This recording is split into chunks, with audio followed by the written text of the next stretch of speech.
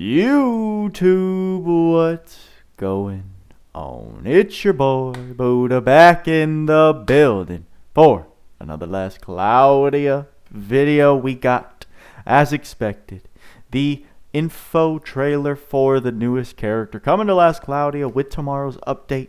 A couple things for us to review today, so I'm kind of excited just to get to filming some actual content on Last Cloudia, not just your boy Buddha getting in his feelings and ranting, although I think it sparked up some really good conversation in the comments section. And I know I was busy reading all day yesterday, reached out to the JP player base. I got one little comment back from my question about how they feel over there about the gacha structure, and just wanted to gauge what they're feeling. So I don't quite have enough to say I'm confident in gauging that at all. So we'll wait and see if that fleshes out. But I don't think it's any secret that many, I would say the majority, are displeased with the way that LC structures their current gacha. And at the end of the day, whether you can justify it or not, or however your perspective is, the thing is that the gacha system seems to repeatedly come up as something that deters most players and makes them drop the game completely. So I'd say that's more of a fact than opinion. Feel free to try and prove me wrong, but let's get onto some more cheery business, which is a new character announcement. I'm excited to see what she's going to bring. Actually, that's a lie. I already know what she's going to bring. Quite interesting. I did look at her review trailer this morning when I woke up, just because I was looking in the Discord. I saw people talking about her. I saw certain things that they said. I spoiled myself, and I got too curious and watched it. But in this video, we're going to break down all of the information, read it line by line, and do some critical thinking on it, and give you my thoughts. So here is Leona, the Princess Punch, whatever that means, or maybe that's her title. It's Princess Punch Leona. It's another waifu for our waifu lovers out there. We got Kyle and Davin kind of chilling. Someday you'll understand what really matters. So they're showing us the significance of Kyle's past, I guess, when the time comes. Share your power with me. So there is our beautiful teaser picture that we got not too long ago. And looks like we got some new monster sprites, which is dope. That chimera looking enemy looks pretty dope. We got some soldiers we haven't seen before. We got this new Luxeus, or God of Ruin enemy. Falmega makes an appearance, so they're taking this opportunity to show off a lot, or Lynx, I'm sorry, that's the type of enemy they're calling it. A variant to the what are they called, the hobgoblins. And yeah, just these soldiers that we're going to experience in this new world or new dimension. And then there's our girl Leona. I assume that's where she's going to make her appearance first in story, taking down those minions. Lily. Okay, so she's got a nickname. She hates being formal. Fury of Blows. We've got a 10-hitter. We've got Iron Palm, which is a 6-hitter. And we've got Rending Whirlwind, which is a 15-hitter. So nothing stands out to me as too crazy in terms of the hit count department. We have a single target AoE, which is also not preferred amongst the majority of players. And we have her traits. So let's get into it. A lot of exposure to the new story in that intro, which is pretty cool. But let's look at her traits, because we love the kits of these new characters. We've got Fist of the Green Sky. When physically attacking, chance to break guard. So the shockwave effect is built into this trait. When only one weapon is equipped, physical attack damage plus 75% and physical damage cap plus 12,000. See, there you go. Now we're leaning towards actual numbers that can combat the dual wield amount. Something over the double hit count plus 12,000. That's immediately more than 2 hits of 9,999. So looking good so far in this, war against the dual wield meta with this character. Then we've got her second skill, or second trait, Key Charge. When using a skill, gain key. Taking damage, lose key. At set key amount, gain key charge. Up to level 3. Greatly boost attack power based on key charge. Level is lost over time and when special is used. So I don't know if there will be a certain indicator that's easily readable during combat that will indicate to you how many key charges that you have. Hopefully there is, but kind of cool that they're introducing. Well, we've kind of had sliding scale mechanics like this in certain arcs and in certain characters, but this seems like an actual charge ability. So there are certain levels to this charge that will grant her more attack power based on that. So kind of a cool mechanic that they're solidifying on and introducing. And moving on to her abilities, or her skill 1, 2, 3, and special. We have the first one, Flurry of Blows, dash forward for a frontal, medium area, earth combo attack. So dashing forward, I don't think that necessarily tells us if she has to get in the line of sight, but it does mean that it's going to require a certain amount of distance between her and the enemy. Then skill 2 is Iron Palm, dash forward for a frontal, medium area, earth combo attack, and damage cap plus 5,000. That will actually help this skill because it's only 6 hits, which is a very low hit count for today's standard of skill combo hits. So giving it an extra 5,000 damage absolutely helps buffer that lack of hit count. And then skill 3, Rending Whirlwind. Close the gap with a spinning kick for a medium area earth combo attack. So it's nice that she is going to have a gap closer. She can launch this skill 3 from anywhere that she is. And from that animation, it seemed like it did have a very nice AoE effect with a 15 hit count. If you double that, that's 30, but dual wield, we'll see later that in her case, you're not going to be running dual wield. So good job, Idis. You finally did something to combat the dual wield meta in a way. So we'll see more of why when we get to her skills. Getting to her skill 3, 15 hit counts is going to look quite nice, especially for a gap closer. And her special, the Rising Roundhouse, powerful earth combo attack to an enemy. So what surprises me is that there's nothing here that indicates that the special relies on key charge at all. It would have been cool if, depending on your key charge, it maybe added a certain effect to this special, making it a little more intriguing, especially since the trait specifies that you lose the key charge when you use her special. But just an opportunity that I saw lost. So nothing too crazy. It's one enemy, so it's already unappealing, and so that special is what it is. And here we go, the bread and butter of these units. I forgot to talk about how this character, I mean, unless we get more lore into her, it doesn't seem like she's any type of sister temerity like I was speculating. She seems like a completely brand new, unique, and individual character to the story. So it'll be interesting to see her lore fleshed out as we get into Arc 2. But let's go into these skills. So the yellow skills are new or unique to her. We've got Key Alignment, which is greatly restore unit HP and recover from blind, poison, and curse. So this didn't make sense to me because this description doesn't specify whether it's a magic or if it's a passive skill like we've seen in the past. But reading that effect, I'm assuming this is something that she casts, right? Because just greatly restore unit HP, recover from poison, blind, and curse. There's no indication that that's a passive ability that happens over time by giving us a certain timer count. And just the way that it's worded, I imagine that's something that she activates on herself. So I am assuming this Key Alignment is a magic spell that she can cast on herself. Then we have Verdant Dance, release key charge to greatly boost defense and mind. If the key charge is level 1, 50%, 2, 100%, and 3, 200%. So quite a nice ability as well. I also believe this is a magic spell that you cast to release the skill charge manually. No effective key charge is not active. Then we've got Key Alignment. Oh, that's a typo if I've ever seen one. That's a typo if I've ever seen one. We've got Key Alignment and Key Alignment. Yeah, no. I think that the third skill that we're looking at right now is probably not named Key Alignment. It's probably something else.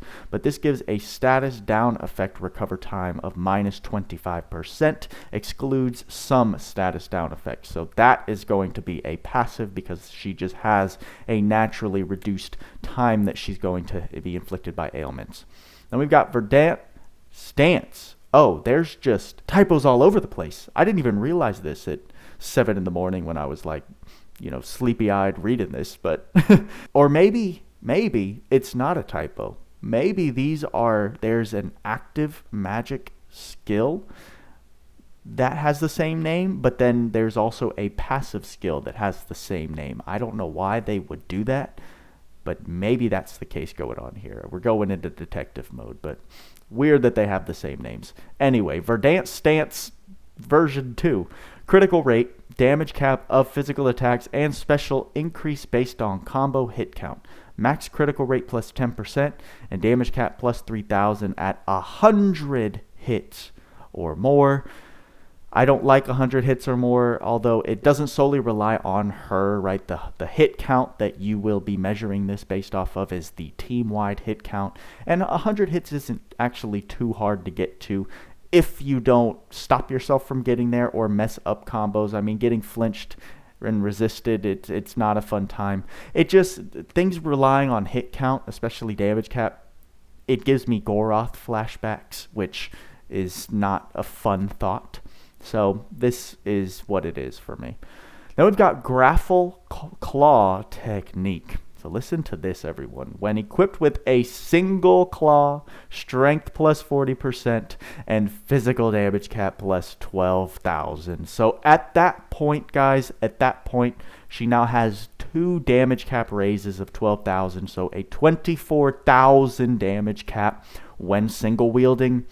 Dual wield can't keep up with that, especially since there aren't any unconditional damage caps that we've seen at this point. Well, no, there is. There's the 5,000 on her skill 2, and then there's this Verdant Stance above Grapple Claw Technique that gives you a potential of 3,000, but it's not even close. We are sitting at not only 24,000, but also the unconditional damage cap that I was talking about before. So there just is no comparison so far in terms of dual wield and single wield with a plus 24,000 single wield conditioned ability. So fair play, Idis. You did it. You won. And on top of that, we have two-handed claw. Does that sound ridiculous, anyone? Two-handed claw? By swinging my claw like this? Yes, it does sound ridiculous, and that was even acknowledged by Barleen in the Discord chat. But I digress. When equipped with a single claw, physical damage cap, attack damage plus 20%, critical rate plus 10%, and physical attack damage cap plus 5,000. Now, if that number sticks out to you, it's because you probably think of the other two-handed skills only giving a plus 2,000 up until this point. Well, with this update, they are changing all of those two-handed skills. Doppelhander, they are increasing that 2,000 cap up to a 5,000 cap. Is that enough to make these to warrant single wielding on people who don't have, a natural 24,000 single wield condition cap built into them? I don't think it's enough still. I think that would have honestly needed to go to something insane like 10,000, but they did buff it a little bit, so we will see how that affects the performance over time. And next is Claw Mega Boost. So Claw equipped physical attack plus 20%, physical attack damage cap plus 2,000, and physical attack critical damage plus 20%. So this is the first skill that we know of and have seen before. Well, we haven't seen Claw Mega Boost. She is introducing that, but the Mega Boosts introduce an unconditional damage cap. Well, that's a lie. A conditional damage cap when equipping a certain weapon, which will be in effect whether you're single wielding or dual wielding. So again, still, the single wielding damage cap conditionals are just so, the scale is like this. And we'll take a look at Jawline's breakdown of what those damage potentials actually look like, and you'll see the massive difference. So cool, she introduces Claw Mega Boost. Fighter's Insight. When both a claw and clothes are equipped, claw strength plus 50% and clothes defense and mind plus 30%. This is very similar to it's the skill that both Kyle and Rolland have, or Shift Kyle and Rolland have, that increases their equipment stats by a certain amount when you have those certain equips.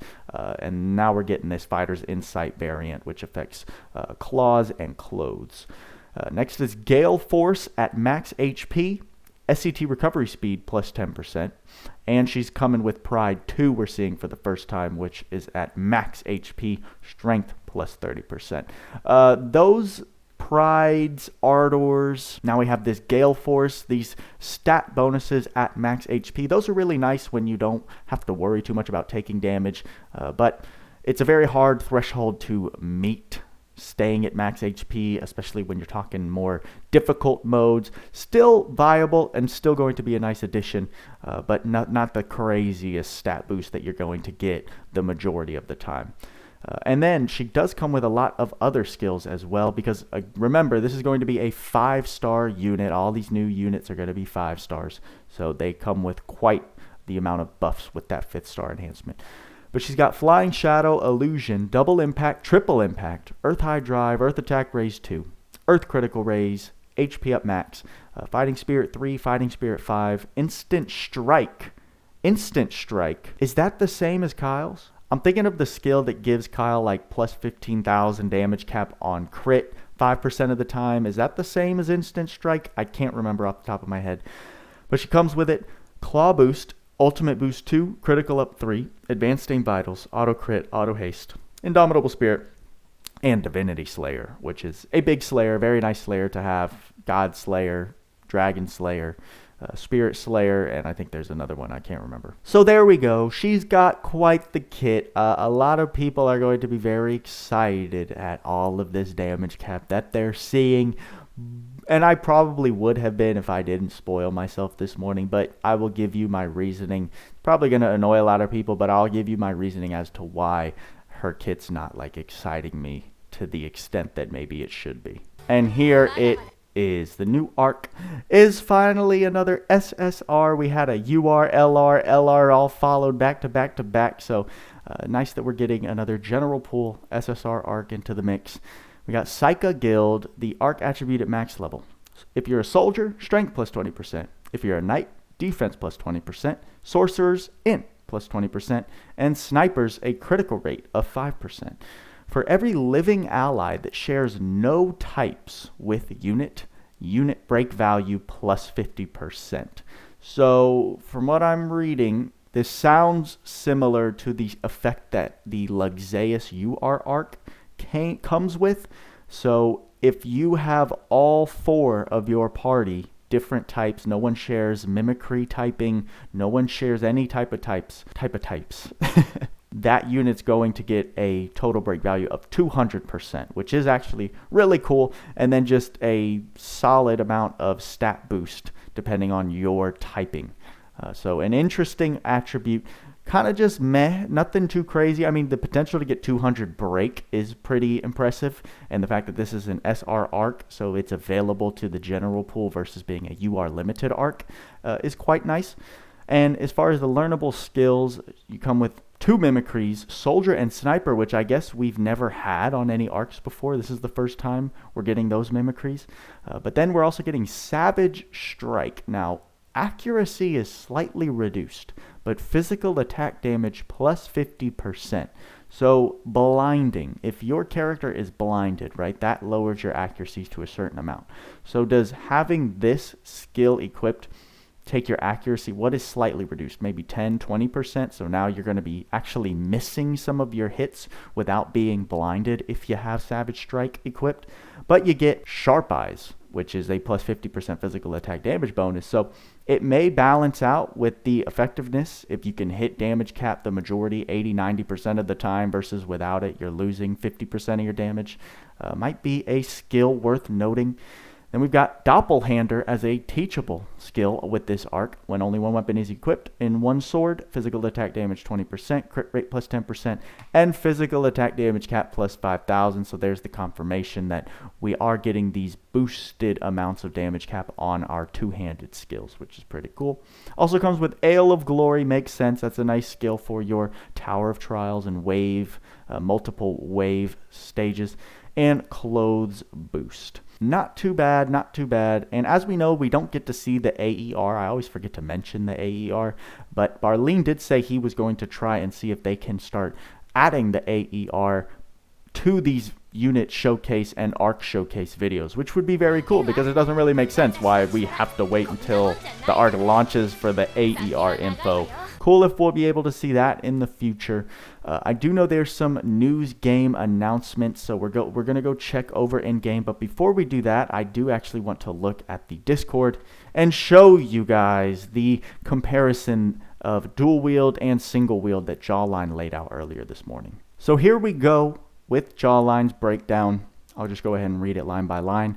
So not counting her S2 and combo cap raise, she's at 9,999 base, 31,000 damage cap from skills. We know that on her S2 she'd be getting an extra 5,000, and if she's over 100 hits she gets another 3,000. So there's some 8,000 conditional damage cap that we're not factoring in here, which is fine by me because those two damage caps are relevant to both single wield and dual wield. So just think of it as missing in both damage calcs. But 31,000 from skills, 2,500 from gear, not including Scarlet Sword because you're going to be wielding one claw. And then I imagine the two other damage cap raisers. I mean, one is Hail Sovereign's Ring, which is 1,000 damage cap on her physical. And I don't actually know the second gear that Jawline is referring to here that would give it another 1,500 physical damage cap. As an accessory, I can't quite think of it off the top of my head, but we'll just go with it. Gives a total of 43,499 per single hit. Then we've got her hit counts. So 43,999 times 10, 6, and then 15. We're looking at 43,990 for her S1. 263,994. Now, I don't know if he included the 5,000 damage cap here. He should have, but just know that that's going to range if not. And then 659,985 on the S3 potential for single wielding. Now, we're talking dual wield cap with cap gear only. I assume he is also including Scarlet Sword in this damage calculation. Looks like he came to 14,999. So then you double those hit counts times 20, times 12, times 30. We're looking at 299,000 or just about 300,000, 179,000 or 180,000, and then 450,000 we'll say for the S3. So I mean, the damage isn't even close. Like I said, props to Adis. They finally just boosted a single wielding user's potential to the point where you can't deny single wielding over dual wielding. Although you're losing double break, you're losing double the amount of crits, which equals double the amount of heals from Proud Force. You're losing double the amount of any type of hit effects, which she comes with double impact and triple impact. So you would be losing out on those normal attacks, which isn't really relevant, but just things to note that you are still losing without running dual wield. However, increasing your damage potential by 100 to 200,000 per skill, go ahead, everyone. The day has come. Single wield with your Leona and rejoice. And then he explains here, if you do wield, you lose about 32% of your DPS potential. So definitely a factor to consider. And thank you again to Jawline for pointing that out. All right, I'm coming back to this after already filming my 3 videos that I'm going to be posting today, but this will be the first one you see. There were a couple clarifications I got along the way and some questions that I had in the beginning of this video, things like instant strike and certain updates that they are planning on making. However, while editing, I forgot to mention the reason why I'm not super excited for this unit, and I mentioned that it might put a couple people off or a lot of people off for this reason. But it's for the simple fact that while like 659,000, right, 660,000 damage is cool for this girl's S3, that's it, like max potential. Hi, we've got Luxeus, who, if you have the stuff, is hitting 1 million. He's hitting over 1 million with his S3. So like what, and I'm pretty sure her S3 looks like it can be interrupted. So versus Lug, who as long as you get the sword starting to go in the air and he gets flinched, that thing's gonna go off the entire way. So, and it's just a massive AoE. So it's just not impressive for me based on my experience. I, of course, have a lot of things with Luxeus that your average player isn't going to, so I can bring out that potential in him. But the fact that I can bring out that potential in him just makes this not pique my interest, and that's just my experience. I can't control my sentiments towards that.